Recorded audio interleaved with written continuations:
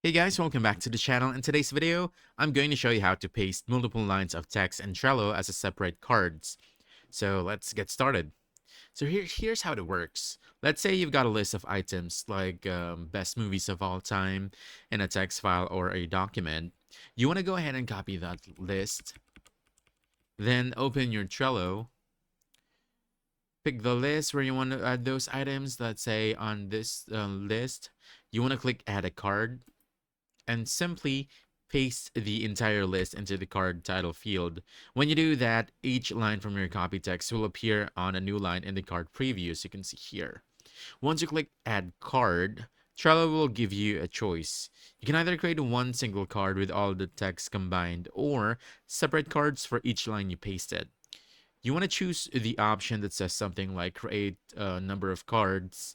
For example, this create 20 cards. So let's choose this.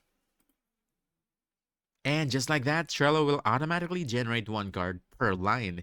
You can do this for any kind of data, whether it's from a text file, spreadsheet, or even web page like Wikipedia. Just keep in mind, Trello limits you to about 100 cards at a time, and the more items you paste, the longer it'll take to generate them. It's a super quick way to turn a big list into organized Trello cards in seconds.